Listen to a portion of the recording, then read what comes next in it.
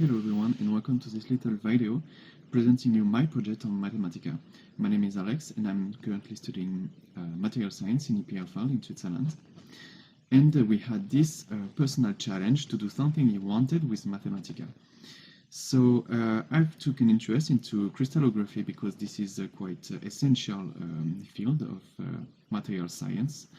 And well, actually it was on the request of my girlfriend who has quite trouble to see things in 3D, and that I did this. And my idea was to create a tool that could be used by anyone that doesn't specially know about Mathematica, and that without coding anything, he could create a couple of structures, have a look at have an interactive part with it and choose the atom, etc., and visualize more easily these structures. So let's have a look first at a bit of theory. And first with the Bravais Lattice. So Bravais Lattice is one of the fundamentals of crystallography. It defines the different structure in which the atom can organize themselves. So there is 14 of them. Where you will vary the axis, the primitive cells, which are A, B, and C, the different angle. The different axes, and this axis can change their length or their angle, as we can see here. And there is also place where you will have more atoms in the middle or in the faces. So in my program, I will focus on the simple cubic, the face-centric cubic, and the body-centered cubic, which are some of the most, I won't say basic, but some of the ones you will encounter more often in the solids. There is also hexagonal compact that is quite often represented, but it was quite difficult to implement, so it could be nice to do it in the future, but for now it's not there. And I also had a look at interstitial sites. So interstitial sites are atoms that would come to put themselves in some void area of your lattice. So here is the FCC lattice with atom on each summit and one in the middle of the faces. And we have in pink an octahedral seats. So it's an octahedron of void place, and in the center you have then the possibility to put an atom.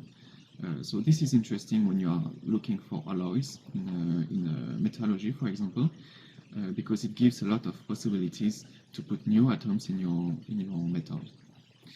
And so there are two categories, as I mentioned, the octahedral and the tetrahedral. And for each of the three structures that I have been picking, there is a different number of octahedral. For example, for cubic simple, there is only one, so in the middle. But for BCC, as we can see here, there is a lot of tetrahedral seats, which are here on the faces.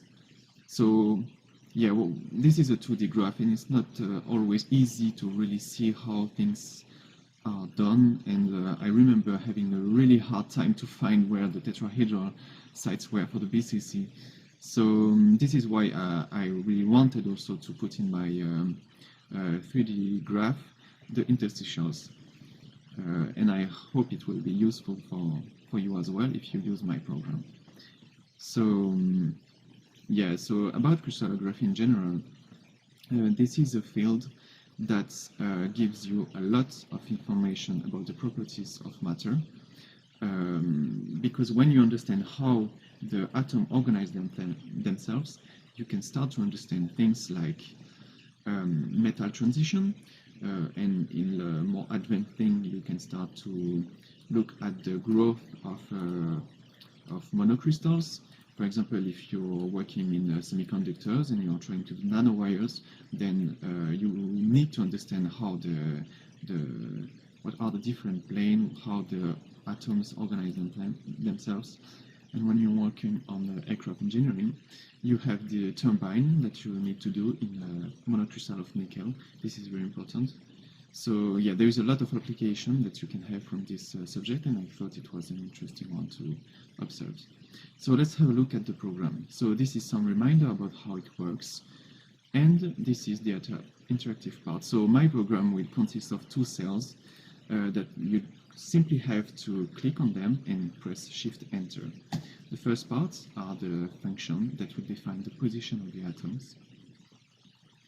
And the second part is the interactive tool, which we call manipulating Mathematica, and gives a lot of possibilities. So you will see this is a huge cell with a lot of code. I know that Mr. Carter doesn't like it at all, but I had to keep it like that to have my manipulate. And let's simply run it. So it takes a little bit of time, and here we have it. So this is the panel. Maybe I should put that away. Where you have on the left the controls, on the right the display with a panel of a periodic table, the 3D graphic, and a little graph that helps you to visualize more easily the parameters of the lattice. That helps you when you try to calculate the density of these particular structures. So as you see, we can move it.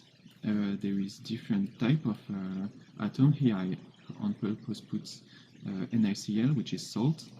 And now let's have a look at all the possibilities we have with this program, because the thing is that I want you, when you have you know already a structure and you want to know what it looks like, to be able to create it. So let's first try. Well, first let's look at the different options. So we have the three structures: the BCC, the cubic simple, and the FCC. You can change the atom size. Here you can display. You can choose if there is the interstitials, and here the choice of element, because I wanted that you can choose what type of atom you put in your cell. This is why there is this panel. So I divided my my graph into 4 parts. Basically, atom 1 and atom 2 are the atoms on the edges and in the center, or different division that help you to create more complex cells. So let's have a try. I would like a body-centered cubic, and I would like an alloy which is iron and aluminum that structures itself into a BCC. So I will put in atom 2 the aluminum, and here you will see it changing.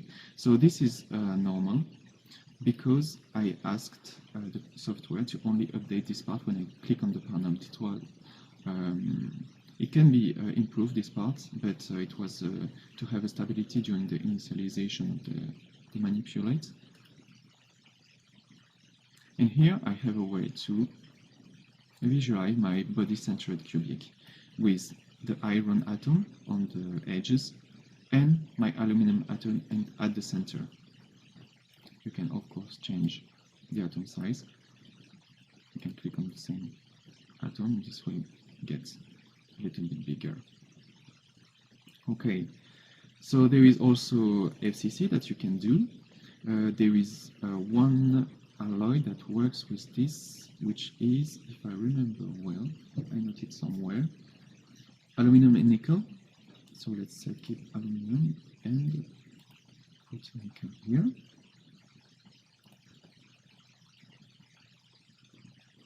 And that should appear, yeah. And here is the FCC.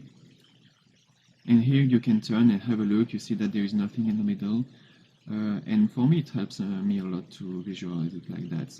There is also the adapted density calculation graph, where you see that this diagonal in the middle will, no, in the face here, will help you calculate the density.